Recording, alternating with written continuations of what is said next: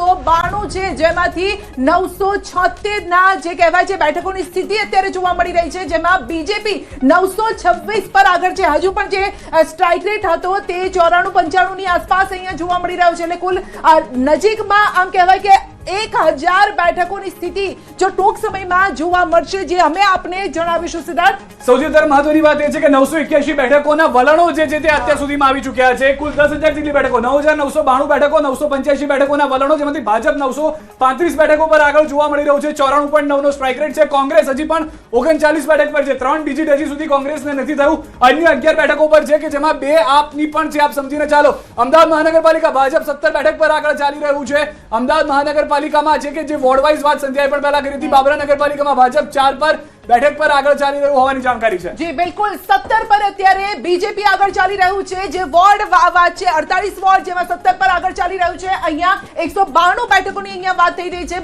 મહાનગરપાલિકા કોંગ્રેસ અત્યારે ખાતું નથી ખોલાવી શકી, પરંતુ સતત જે વિશેષજ્ઞો છે એ કહી રહ્યા છે કે ભલે આખી પેનલ ન જીતે, પરંતુ કોંગ્રેસ એ પેનલમાં ક્યાંક હોય તેવું લાગી રહ્યું છે. ઉપલેટા તાલુકા પંચાયતનું પરિણામ આવી ચૂક્યું છે કે જ્યાં આગળ અરણી બેઠક પર કોંગ્રેસની જીત થઈ છે. અરણી બેઠકથી વલણ બાદ જીતના સમાચાર. ઉપલેટા તાલુકા પંચાયતનું આ પરિણામ જે છે તે જાણવા મળી રહ્યું છે. અરણીથી સારા સમાચાર. સિદ્ધપુર તાલુકા પંચાયતની બિલિયા બેઠક પર ભાજપના ફાળે, બિલિયા બેઠક ભાજપના ફાળે ભાજપ ઉમેદવાર ગોવિંદભાઈ પટેલનો વિજય થયો છે. અહીંયા આગળ પણ વલણ બાદ વિજય જોવા મળી રહ્યો છે. સિદ્ધપુર તાલુકા પંચાયતની બિલિયા બેઠક ભાજપના ફાળે જતી જોવા મળી રહી છે. મહીસાગર કોઠંબા તાલુકા પંચાયતની અહીંયા આપનું ખાતું ખુલતું જોવા મળી રહ્યું છે. તાલુકા પંચાયતની અમરાપુર 3 બેઠક પર આમ આદમી પાર્ટીના કાર્યકર ઉમેદવારનો વિજય થયો છે અને દયા ભરાડનો વિજય થયો છે. સૌરાજ, આ ખુશી મને એટલા માટે પણ થઈ રહી છે કે જે અત્યારે રુઝાન સામે આવી રહ્યા છે અને જે જીત સામે આવી રહી છે તેમાં મહિલાઓની ભાગીદારી છે.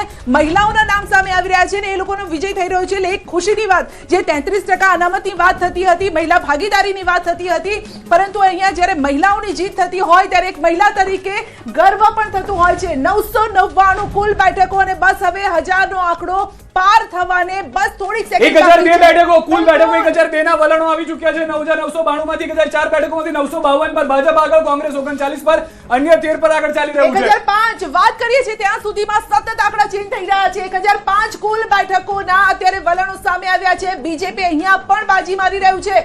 100% સ્ટ્રાઇક રેટ નહીં, પરંતુ 95% સ્ટ્રાઇક રેટ જરૂર એનો છે. મહાનગરપાલિકામાં 1044 બેઠકમાંથી 178 પર ભાજપ, જે આંકડા છે તેમાં 168 પર ભાજપ આગળ ચાલી રહ્યું છે. 2624 માંથી 470 બેઠકમાંથી 441 બેઠક પર નગરપાલિકામાં આગળ ચાલી રહી છે. 957 પર ભાજપ આગળ ચાલી રહ્યું છે. બિલકુલ 1010 બેઠકોની મતગણતરી ટ્રેન્ડ અત્યારે સામે આવી રહ્યા છે. 961 પર બીજેપી આગળ છે. અમરેલી બાબરા પાલિકામાં ભાજપે ખાતું ખોલ્યું છે. અમરેલી બાબરામાંથી સમાચાર મળી રહ્યા છે કે જ્યાં આગળ વોર્ડ નંબર 1 માં 4 ભાજપના ઉમેદવારોની જીત થઈ ચૂકી છે. જે જાણકારી મળી રહી છે, અમરેલી બાબરા પાલિકામાં ભાજપે ખાતું ખોલ્યું છે. બિલકુલ 1019 બેઠકોની ગણતરી અને જેમાં 1020 બેઠકો, જેમાં 966 પર બીજેપી આગળ 94% સ્ટ્રાઇક રેટ સાથે અને કોંગ્રેસ 40 પર આગળ છે.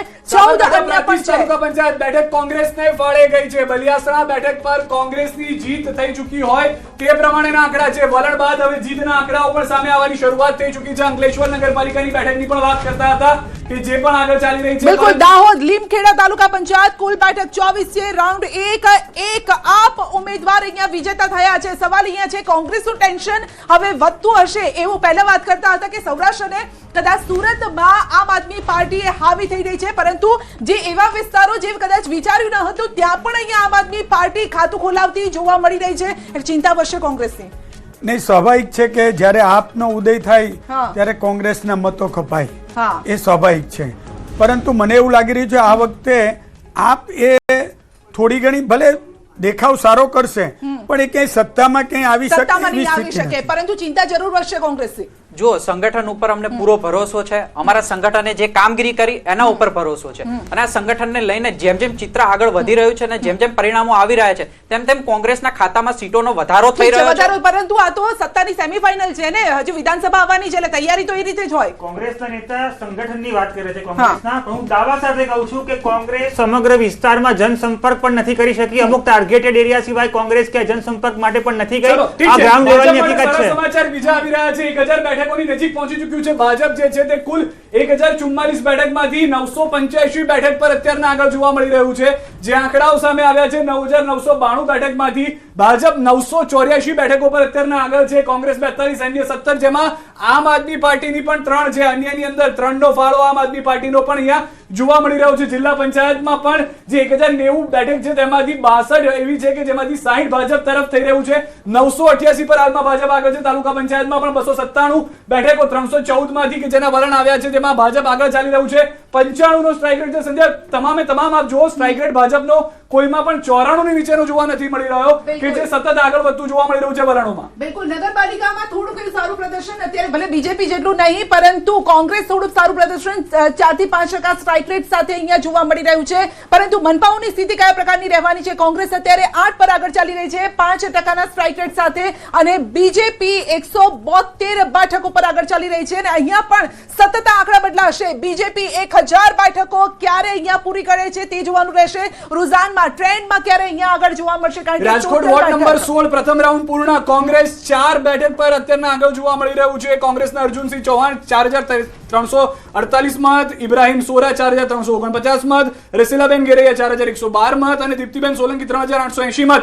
પરંતુ હજી પણ આગળ ચાલી રહ્યા છે. અહીંયા આગળ હજી પરિણામ સ્પષ્ટ નથી થયા. એ પણ કોંગ્રેસે કાપીને દાહોદમાં ફતેપુરા તાલુકા પંચાયત કુલ 18 બેઠક છે. રાઉન્ડ 1 આમ આદમી પાર્ટીના ઉમેદવાર વિજેતા થયા છે. ધોરાજી તાલુકા પંચાયતની આપણે બેઠકની વાત કરતા હતા, જે પહેલા જ ભાડેર બેઠક પર ભાજપના ઉમેદવારે જીત મેળવી છે. એટલે જીત અહીંયા ભાજપ તરફી વધારે જોવા મળી રહી છે અને જોવાનું રહેશે કે આગળ શું થાય છે. મોડાસા તાલુકા પંચાયતની દાવલી બેઠકનું પરિણામ આવ્યું હોય તેવી જાણકારી મળી રહી છે. દાવલી બેઠક પર કોંગ્રેસના ઉમેદવાર જીતી ચૂક્યા છે. અહીંયા આગળ જે વલણ હતું તે પ્રમાણે જીત તરફ જોવા મળી રહ્યા છે. મોડાસા તાલુકા પંચાયતની દાવલી બેઠકનું પરિણામ છે ને 1000 નો આંકડો ખૂબ જ નજીક આવી ચૂક્યો છે. ભાજપ માટે 994 બેઠક પર આગળ ચાલી રહ્યા છે. 1056 બેઠકના અત્યાર સુધીના જે વલણ આવ્યા છે તેમાંથી 994 બેઠક જે છે તેમાં ભાજપ આગળ ચાલી રહ્યું છે. સિદ્ધપુર તાલુકા પંચાયત વિજેતા ઉમેદવાર ગોવિંદ કુમાર પક્ષ છે, કોંગ્રેસે વિજેતા થયા છે. અને ઈડર નગરપાલિકામાં વોર્ડ નંબર 1 માં ભાજપની પેનલનો વિજય થયો છે. તમામ વિસ્તારના લોકો, તમામ ગામના લોકો ન્યૂઝ 18 ગુજરાતી એટલા માટે જોજો કારણ કે આપના વિસ્તારનું નામ, આપના જે નગરપાલિકા જિલ્લા પંચાયત છે એનું નામ અમે સતત અનાઉન્સ કરી રહ્યા છે કે ત્યાં કોણ આગળ છે અને વિજેતા કોણ થઈ રહ્યું છે. નરેશભાઈ, આપણી પાસે આવું છું ખાલી ક્વિક અપડેટ સાથે કે 1000 બેઠક સુધી ભાજપ પહોંચી ગયું છે. 9992 બેઠકમાંથી વલણ જે છે સ્પષ્ટ જોવા મળી રહ્યા છે. આપ માટે સારો ફાયદો જોઈ રહ્યા છો. કોંગ્રેસ માટે એક રિએક્શન, કારણ કે આ એટલા માટે આપવું જરૂરી છે. અરવલ્લી સાઠંબાની ઓઢા તાલુકા પંચાયતની ચૂંટણીમાં અપક્ષ ઉમેદવાર લીલાબેન વક્તુસિંહ પરમારની જીત થઈ છે. 1008 બેઠક પર હવે આગળ આવી ચૂક્યું છે. ભાજપ જે છે 1071 બેઠકમાંથી 1008 બેઠક પર હવે આગળ જોવા મળી રહ્યું છે. 94 નો સ્ટ્રાઇક રેટ અહીંયા પણ યથાવત જોવા મળી રહ્યું છે. કોંગ્રેસ હજી સુધી 3 ડિજિટ પર નથી પહોંચી. Nareshbhai, quick reaction. તમે મહિલા ઉમેદવારની જીત પર આનંદ વ્યક્ત કર્યો, મને પણ આનંદ થયો. પણ કમનસીબી એ છે કે આ વખતે મહિલા મતદાન ઓછું થયું છે. તમે જુઓ, જે આપણી પાસે આંકડા છે એ ગત ચૂંટણીની સરખામણીમાં, એટલે મહિલાઓ જે 12 લાઈનો લગાવતી હતી એ નથી લગાવી. બીજી એક હું આપના ધ્યાન ઉપર મૂકું, એ ભાજપ અને કોંગ્રેસ બંને માટે ચિંતાનો વિષય છે. એ છે ઝેન ઝી. ઝેન ઝી ની લાઈનો ક્યાંય જોવા નથી મળી. જે તમે માની લો કે ઇન્સ્ટાગ્રામમાં જો તમે આ મતદાન કરાયું હોત તો 100% કદાચ થઈ ગયું હોત. પણ એ પણ યુવા મતદારો, આજે નવા ચહેરાઓ બંને પાર્ટી આપ્યાનો દાવો કરે છે અને આપ્યા પણ છે, પરંતુ એ નવા ચહેરાને વધાવવા માટે યુવાનોની જે લાઈનો લાગવી જોઈએ એ યુવાનો એટલા નથી આવ્યા. ગ્રામ્ય વિસ્તારોના યુવાનો પણ અત્યારે હવે જાગૃત છે. એવું નથી કે માત્ર શહેરના. આજે બધે મોબાઈલ પહોંચી ગયું છે, બધે સોશિયલ મીડિયા પહોંચી ગયું છે. પરંતુ મતદાન મથક સુધી આ યુવાઓ પહોંચ્યા હોય ને એમનો મત આપે તો મને એવું લાગે છે કે પરિણામ છે એ લોકોને હવે જાગૃત કરવા પડશે, કારણ કે હવે સમય ઓછો છે. વિધાનસભાની ચૂંટણી હવે નજીક આવવાની છે. અને સાથે જ અપડેટ આપને આપી દઈએ, તમામ મળી અને ભાજપ 1000 બેઠકને પાર કરી ચૂક્યું છે. 94 થી વધુના સ્ટ્રાઇક રેટ સાથે બીજેપી ધુરંધર આગળ વધી રહ્યું છે. કોંગ્રેસ હજુ પણ 50 ની અંદર સમેટા